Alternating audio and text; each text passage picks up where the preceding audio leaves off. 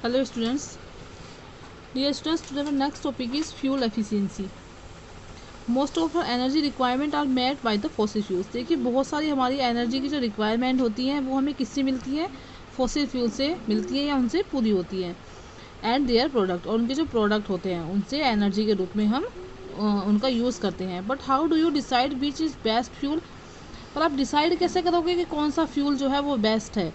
In other words, how do you compare the efficiency of various types of fuels. तो आप उनकी जो अलग अलग टाइप के फ्यूल्स होते हैं उनकी एफिशिएंसी को किस तरह से कंपेयर करोगे। The fuels are burn to produce heat. देखिए जब फ्यूल्स जलते हैं तो उनमें से क्या हीट आती है। सम फ्यूल्स प्रोड्यूस मोर हीट, कुछ फ्यूल्स ऐसे होते हैं जिनमें से बहुत ज़्यादा हीट आती है, while others produce less heat, लेकिन कुछ ऐसे होते हैं जिनमें से लेस हीट आती है। दस the efficiency of various fuels can be compared by the amount of heat produce by them. इसलिए किसी भी फ्यूल की जो एफिशिएंसी होती है उसको कंपेयर करने के लिए हमें उसके जो हीट का अमाउंट होता है उससे पता चलता है कि हीट का अमाउंट इसमें कितना आ रहा है और किसमें कितना ज़्यादा है, किसमें कितना कम है। उसके अकॉर्डिंग हम उनकी एफिशिएंसी को बता सकते हैं। In fact a fuel is rated bye it's calorific value. देखिए इनफैक्ट एक फ्यूल को रेट किया जाता है उसकी कैलोरीफिक वैल्यू से, कि उसकी कैलोरीफिक वैल्यू क्या है, उसके अकॉर्डिंग हम उसको फिर बता सकते हैं कि ये आपका ज़्यादा हीट वाला है या ये आपका लेस हीट वाला है। एफिशिएंसी किसकी मोर है और किसकी लेस है। Calorific value is the amount of heat energy released by the complete combustion of 1 kg of a fuel. अब देखिए कैलोरीफिक वैल्यू एक ऐसा अमाउंट होता है, मतलब ये क्या होता है, हीट एनर्जी का एक अमाउंट है जो रिलीज़ होती है हीट जब हम किसी जो हमारा जलने वाला पदार्थ है उसकी अमाउंट हमको फ्यूल की 1 किलो लेनी है और उसको कम्प्लीटली जब हम बर्न कर देंगे उसमें से जो हीट का अमाउंट आएगा उसी को ही उसकी कैलोरीफिक वैल्यू कहते हैं। The heat generated by fuels when they burn is measured in joule और कैलोरी। देखिए जो हीट जनरेटेड होती है एक फ्यूल से जब हम उसको जलाते हैं तो उसकी जो हीट होती है उसको मीज़र किया जाता है किसमें, जूल और कैलोरी में। 1 कैलोरी इक्वल टू 4.18 जूल, एक कैलोरी में 4.18 जूल होता है। The calorific value is expressed in kilo joule पर केजी। देखो यहाँ पर ये क्या है, किलो जूल पर केजी, यानी कि 1 kg जलाने पर कितना हमारा कैलोरी वो देता है। तो वही हमारा पता चलता है किलो जूल पर कैलोरी से इसको एक्सप्रेस किया जाता है। A fuel with more calorific value releases more energy than the fuel with lower calorific value. अब फ्यूल मोर कैलोरीफिक, जो आपका फ्यूल जिसके अंदर ज़्यादा कैलोरीफिक वैल्यू होती है वो ज़्यादा एनर्जी देता है, और जो फ्यूल आपका लोअर कैलोरीफिक वैल्यू वाला होता है उसमें से आपका वो मतलब लो कैलोरीफिक वैल्यू वाला जो होगा उसकी एनर्जी भी फिर लो ही होगी। The fuel with a higher calorific value is there for more efficient.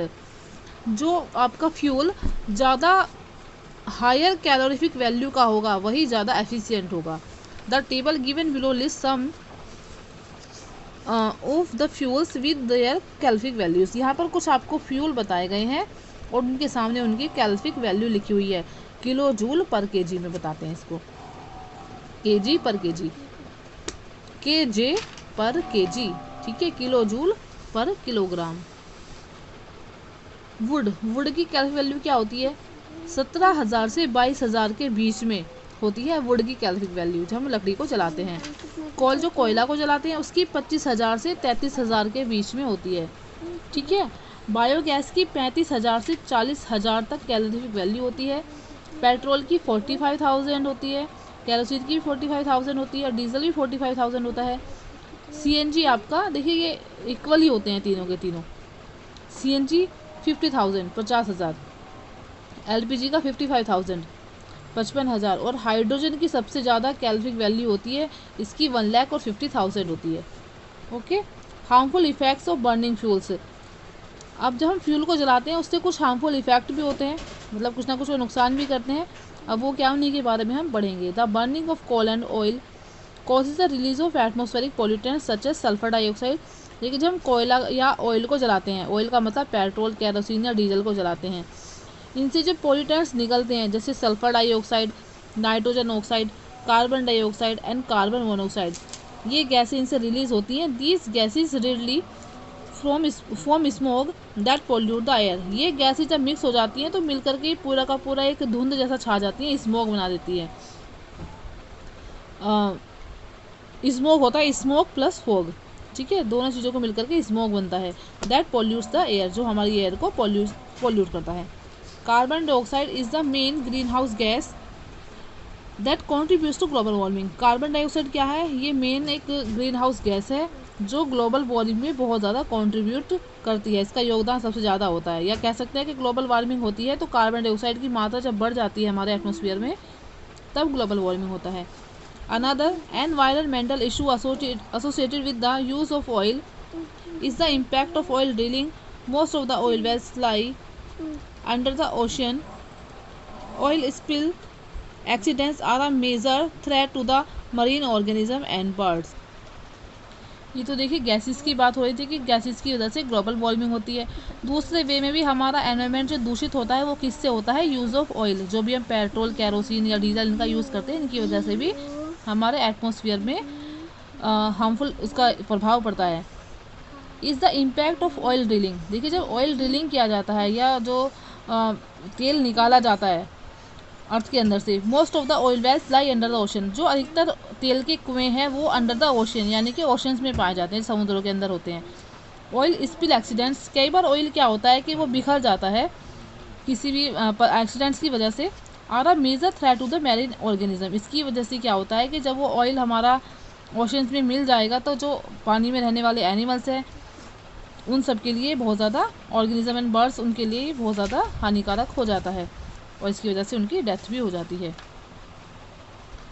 Number 2, carbon containing fuels like wood and coal releases unburnt carbon particles which form soot and are responsible for causing respiratory disease like asthma. Carbon containing, जो भी fuel के अंदर carbon की मात्रा ज़्यादा होती है, इससे कार्बन की मात्रा हमारे कोयले में बहुत ज़्यादा होती है, लकड़ी के अंदर होती है। जब इनको जलाते हैं तो अनबर्न्ड कार्बन पार्टिकल जो होते हैं वो कालिख, जैसे कि कई बार ऐसा होता है ना कि लकड़ी गीली होती है वो नहीं जलती है, कोयला भी थोड़ा गीला होता है तो उसमें से जो धुआं निकलता रहता है उसकी वजह से जो कालिख होती है सूट बन जाता है। And are responsible for causing respiratory, जिसकी वजह से रेस्पिरेटरी प्रॉब्लम हो जाती है, सांस लेने में दिक्कत हो जाती है, जैसे अस्थमा। ड्यूरिंग इनकम्प्लीट कम्बिनेशन, और ये जो इनकम्प्लीट कम्बिनेशन होता है, the unburned carbon not only causes wastage of the fuel but also pollute the atmosphere by producing highly poisonous carbon monoxide gas. अब ये जो अनबर्न्ड कार्बन होता है, कहने का मतलब ये है कि अगर हमारा प्रॉपर से लकड़ी सूखी हुई नहीं होगी या कोयला सूखा हुआ नहीं होगा, ऐसे में वो मतलब धुआं ही फेंकता रहेगा और प्रॉपर जलेगा नहीं, और नहीं जलने की वजह से वो क्या करेगा कि कार्बन मोनोऑक्साइड गैस को रिलीज़ करेगा जो बहुत हानिकारक होती है और इसका सिंबल होता है CO। Carbon monoxide causes respiratory problem and may even prove fatal. ये क्या होता है, इससे सांस की परेशानी हो जाती है और ये मतलब काफ़ी हानिकारक हमारे लिए होता है। The sulphur content in coal form sulphur dioxide when it burns. Sulphur कब कंटेन होता है? जब कोयले के अंदर सल्फर भी कंटेन रहता है और जब इसको जलाया जाता है तो ये सल्फर डाइऑक्साइड गैस को छोड़ता है। Harmful nitrogen oxides, heavy metals and carbon dioxide are also release into the air during coal burning. Coal को जलाने पर क्या रिलीज होता है? कार्बन डाइऑक्साइड, और जो हैवी मेटल्स वगैरह होते हैं उस तरह की चीज़ें, आपके हैवी मेटल्स हो गया, तो हार्मफुल नाइट्रोजन ऑक्साइड जो होती है इन चीज़ों से रिलीज होती है। The harmful oxides dissolve in rain water. अब ये जो हार्मफुल ऑक्साइड्स होते हैं ये रेन वाटर के साथ डिसॉल्व हो जाते हैं to form acids like nitric and sulphuric acid. और फिर ये नाइट्रिक एसिड और सल्फ्यूरिक एसिड जो होता है ये पानी के साथ हमारे अर्थ पे आ जाता है, इसी को ही एसिड रेन बोला जाता है। This is harmful because is, और ये हानिकारक क्यों होता है? क्योंकि damage green leaves of plants and trees, ये पौधों की हरी पत्तियाँ जो होती हैं उनको डैमेज कर देती हैं। Reaches the sources of surface water and underground water and deteriorates the quality of water. पानी की जो क्वालिटी है वो भी घट जाती है क्योंकि ये पानी फिर बह करके हमारा नदियों में, समुद्रों में जाता है और उससे जो मैरीन हमारे एनिमल्स होते हैं उनको भी हानिकारक प्रभाव पड़ता है। कॉजेज डैमेज टू मोन्यूमेंट्स, और जो मोन्यूमेंट्स हमारी जो इमारतें होती हैं, जो ऐतिहासिक इमारतें हैं, उनको भी ये डैमेज कर देता है। The mining of coal result in the destruction of wide areas of land. Mining these fossil fuels is also difficult and may endanger the lives of mine workers. Coal mining is considered one of the most dangerous jobs in the world. अब देखिए mining जो होता है, जब कोल को निकाला जाता है, ठीक है, कोयले की जो खान होती है वहाँ से जो कोयले को निकाला जाता है, उससे क्या होता है कि वो डेस्ट्रॉय करता है। तो बहुत बड़ा लैंड का एरिया जो है वो उसमें डैमेज होता है, क्योंकि वहीं से खोद करके निकाला जाता है। Mining this fossil fuel is also difficult, और माइनिंग करना भी कोई आसान काम नहीं है, ये बहुत डेंजर होता है। और जो माइन वर्कर्स यानी कि जो खानों को खोदने का काम करते हैं, उनके जीवन के लिए भी ये बहुत खतरनाक होता है। Coal mining is considered one of the most, coal mining क्या है, ये अगर बोले तो संसार में सबसे खतरनाक जो जॉब है वो कोल माइनिंग को बोला जाता है, क्योंकि इसमें काम करने वाले वर्कर्स को बहुत ज़्यादा परेशानियाँ झेलनी पड़ती हैं।